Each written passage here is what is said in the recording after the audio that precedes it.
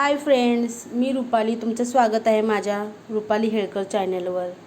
आज मी तुम्हाला तूप कसं काढायचं हे सांगणार आहे. हे बघा, माझं लोणी आहे एक आठवड्याभराचं. गावरान म्हशीचं तूप आहे, साई आहे.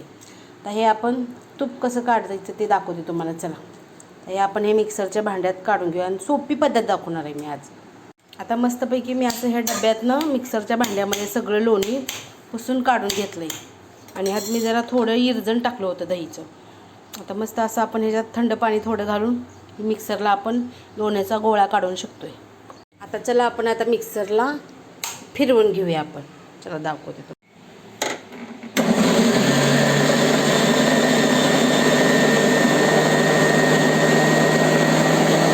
हे बघा मित्रांनो, आता हे मी मिक्सरमधनं काढून ठेवलेलं आहे. आता तुम्हाला दाखवते कमीत कमी वेळामध्ये लोण्याचा गोळा कसा काढायचा हे दाखवणार आहे.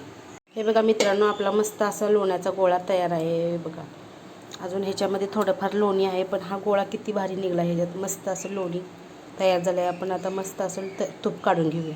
बघा मित्रांनो, हे आपलं ताक निघलेलं आहे आणि हा आपला लोण्याचा गोळा कसला भारी निघला आहे. बघा, मस्त असं एक जण पहिल्या जुन्या बाया ब्रेडवर लावून खायच्या, मस्त वाटायचं त्यांना. आताची पोरं बघा जामन ब्रेड, सॉस ब्रेड वगैरे खातात, पण हे सगळ्यात शरीराला मस्त असं प्रोटीन मस्त असं मिळतं ह्याच्यातनं, लोणी आणि ब्रेड खाल्ल्याने. 2 मिनटात, आता 5 मिनटात मी तुम्हाला तूप काढून दाखवणार आहे. बघा, सगळ्यात सोपी पद्धत, मिक्सरवर फिरवायचं, मस्त असं लोण्याचा गोळा निघतो. बघा, आता मी 5 मिनटात तुम्हाला तूप काढून दाखवते. मित्रांनो, मस्त असं मी आता गॅसवर ठेवलेलं आहे तूप फुण्यासाठी.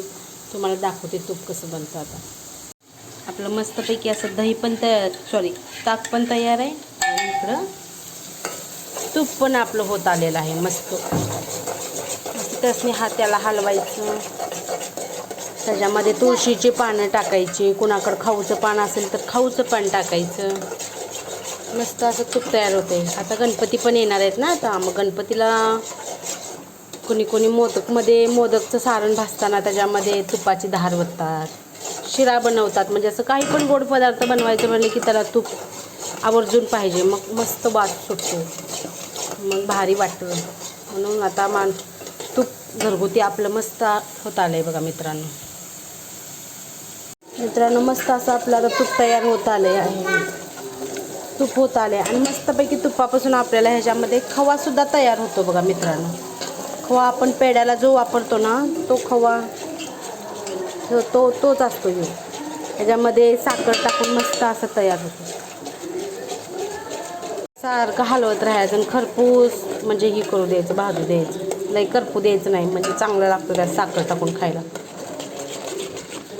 सारखा ढवळत राहायचं, मस्त कडवू द्यायचं तूप, म्हणजे वास छान येतो. तूप चांगलं बनत आलं ना, त्यात आपण मस्त अशी धुवून तुळशीची पानं टाकायची, म्हणजे मस्त सुगंध वास येतो. मित्रांनो,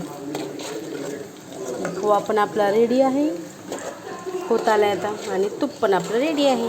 हे बघा मित्रांनो, मी आता तूप असं केटलीमध्ये भरत आहे. मस्त असं तूप माझं रेडी झालेलं आहे आणि गरम गरम ह्याच्यातच आपण स्टीलच्या चाळणीनं भरू हे करू शकताय. केटलीत भरू शकताय तुम्ही, म्हणजे आपली चाळण ही होणार नाही. चला मित्रांनो, या ताक प्यायला.